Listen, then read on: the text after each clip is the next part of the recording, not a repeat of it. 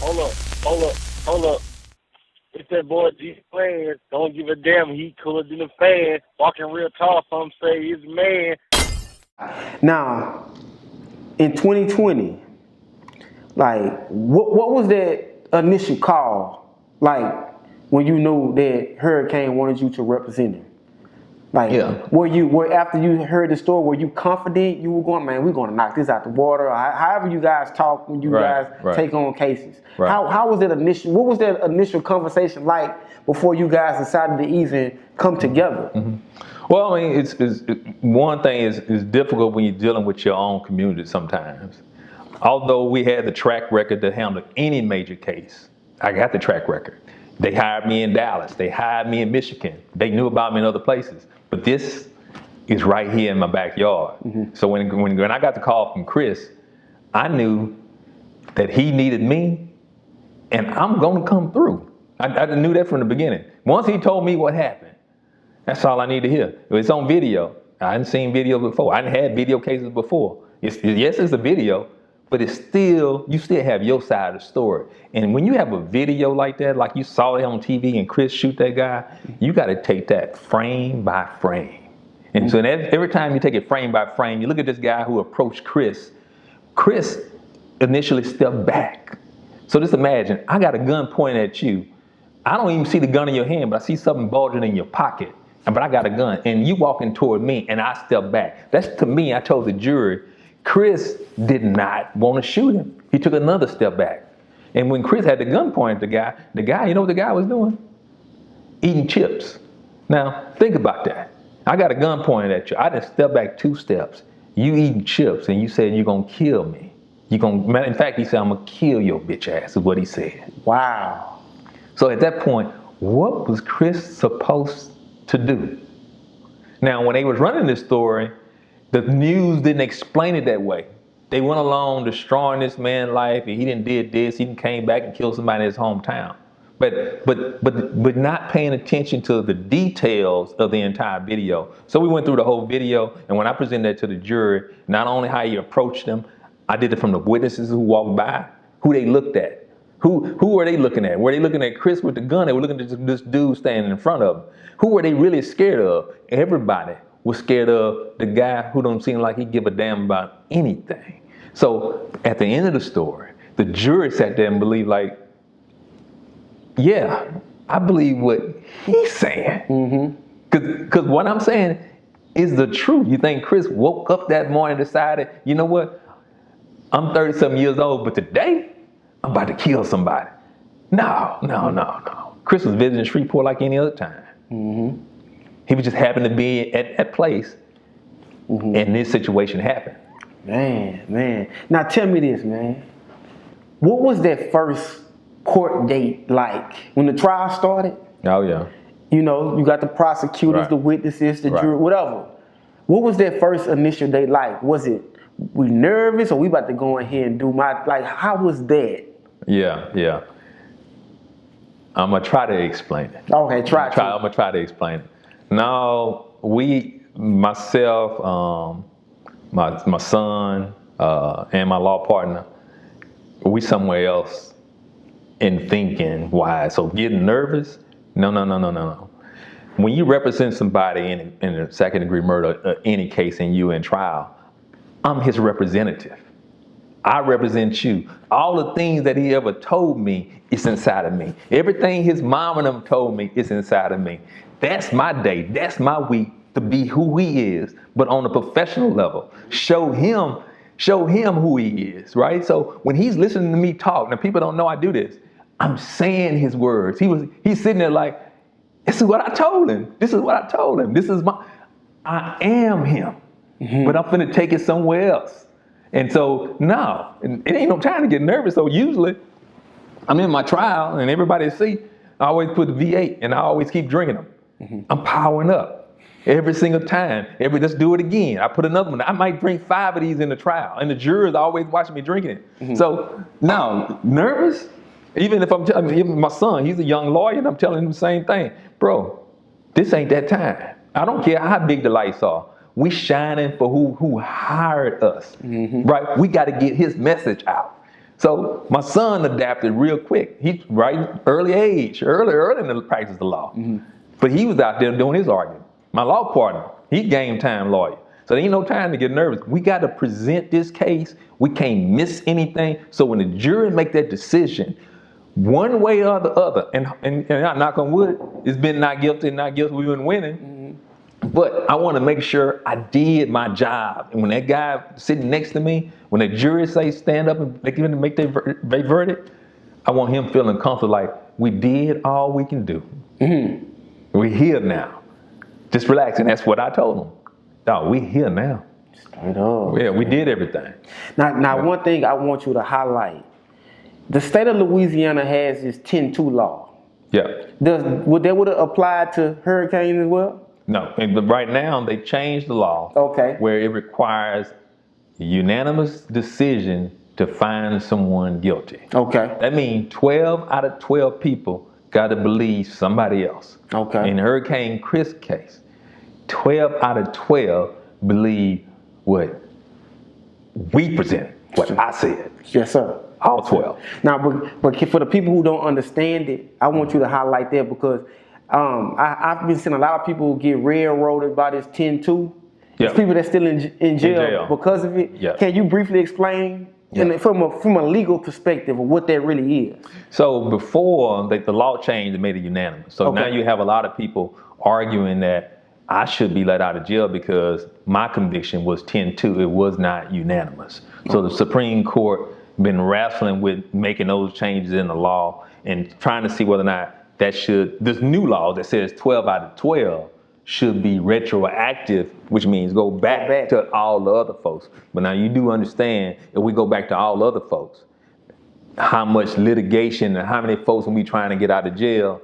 So that's a problem too, because that takes resources. That means everybody going back to trial. So at this stage right now, it's 12, right now the current law is unanimous decision and that going back and releasing everyone that hadn't taken place yet. Okay. I just wanted you to highlight that. Now, one thing I heard Hurricane say, man, it was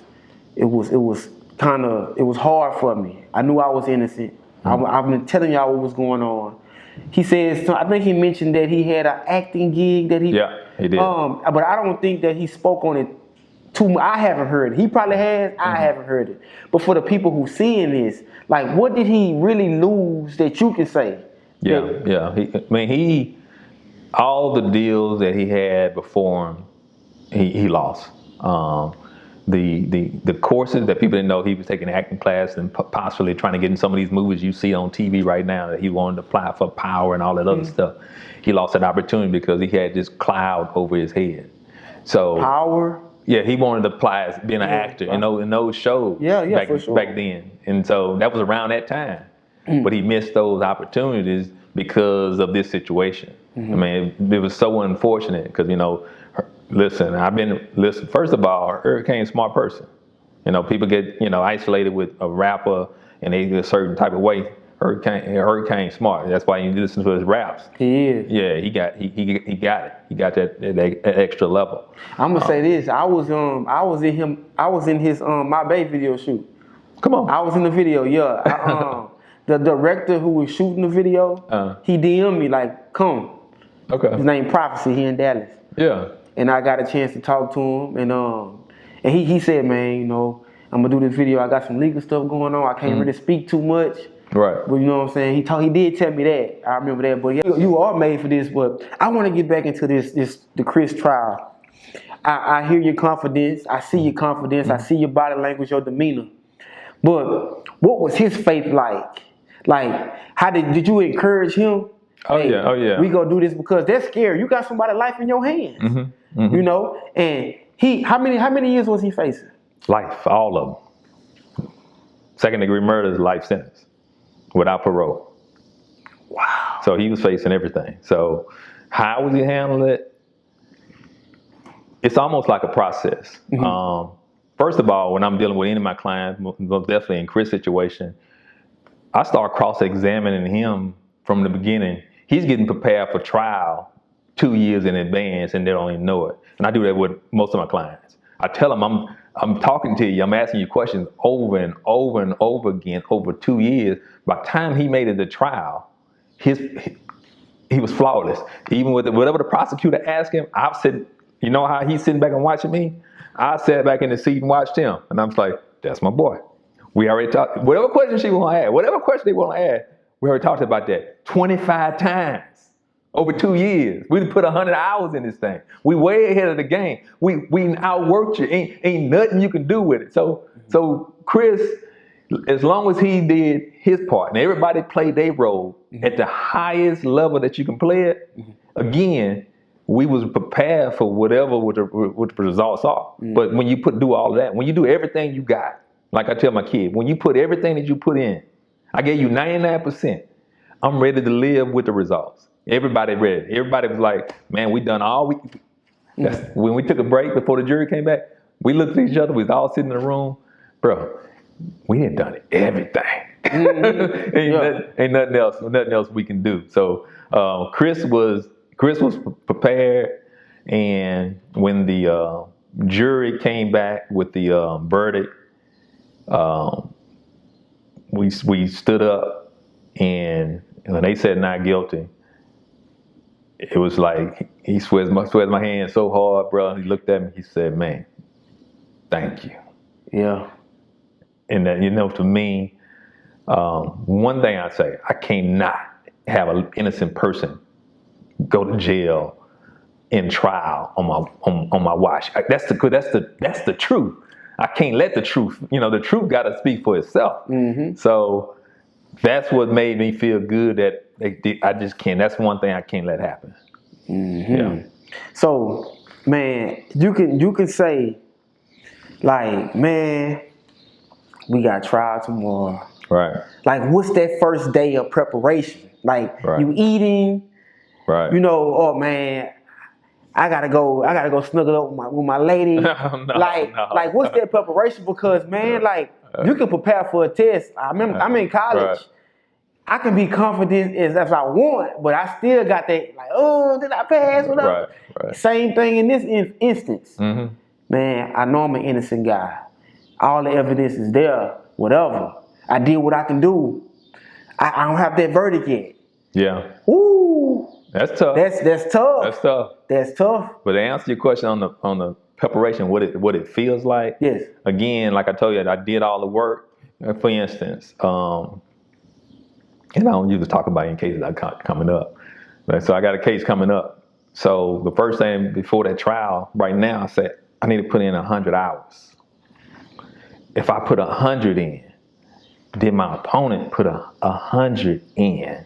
So I already started like, okay, I need to do 4 hours a day for the next X amount of days to make sure when I go in that trial, I know I got 100 on it. So let the chips fall. So the getting nervous part.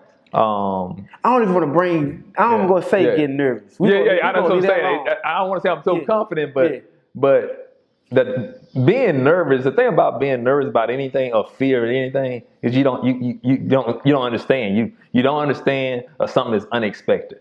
But if you prepare for something, you got a plan for it. We plan to be successful in it, and so that's what we usually do in the trials. So I just don't want anybody, I can't, life sentence. I can't handle that. Yeah. Okay. And then I'm gonna tell you this last thing I didn't add. And if you ever see me in trial, it's not because I'm unreasonable. It's gonna be because the person that's on the other side is unreasonable on how much time they offering or something like that. Because a lot of times, sometimes people actually done what they did, but the evidence is not sufficient to find them, guilty, and they don't want to take a chance. So they offer you something, say, listen, I don't know if I'm gonna win this case. So you know what? Instead of the 40 years I'm offering you, Alex, man, okay. 5, man. Negligent homicide, 5. Now, did they try to, when they offered life? Was that the only deal they gave you guys? Yeah. Yeah. Wow. Yeah. The offer, I think the only offer they gave me was, I believe it was a couple of weeks before the trial. And I think the offer was 40 or some years. And I'm like, what we talking about? We're not even talking. So, Unacceptable. Yeah, I'm able to talk to them. I see y'all in that courtroom. You had your chance. So now we ended up in the courtroom, but y'all whole DA's office reputation is on the line.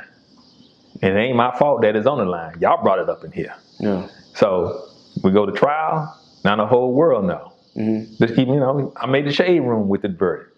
You did. Yeah, everybody know. Yeah. Yeah, but my point is not to be bragging about that. My point is I'm gonna always be reasonable in the situation. It's just depending that the opponent is gonna be reasonable. Mm-hmm. So sometimes they put you in a position. But think about it. My back is against the wall. You're offering too much time. I'm finna put in 1,000 hours. Yes. And I'm gonna see you in the courtroom. Yes. And we're gonna see if that jury gonna believe you or that jury gonna believe the truth.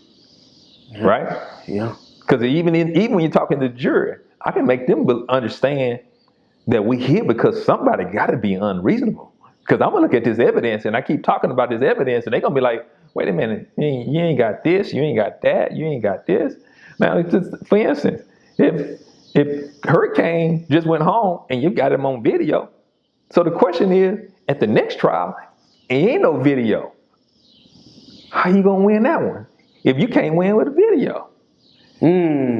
But so maybe the deals get better, But then sometimes you have lawyers and prosecutors who beating on their chest and want to go to trial just, And see, even when I was prosecuting, these are people. I'm cutting deals because it should be a deal. I'm not trying to get this 15, 30. I'm not doing all that. I'm not doing all that over no drugs. Drugs is a choice. People are actually making a decision. You know what I'm saying? So just think about it. Over the years, they done gave out 100 million years in marijuana. And all of a sudden, made marijuana legal.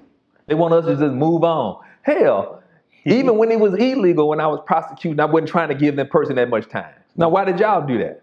But now they want us to just move on. Like, nah, bro, what about all the years, all the dads, all that time that we lost? What about the Black America? What we are, some little experiment?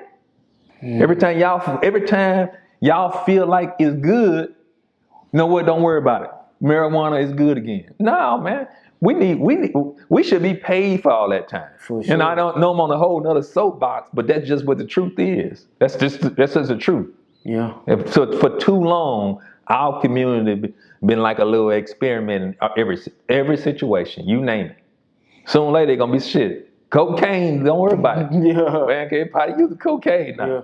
Yeah, but what about them 30 years? Now that's when they're getting them 30 years for a couple of ounces of cocaine, right? Remember that back in the day, the drug wars, all those friends that we lost to that. And eventually, now, they done spent 20 years in prison. Man, you know what? Marijuana don't even worry about it. Cocaine don't worry about it, bro. We got meth out here and fentanyl now. Come on, man. Yeah, we've been dealt some bad cards. But one thing about our community, we've been dealt some bad cards, but we ain't going nowhere. That's just what the facts.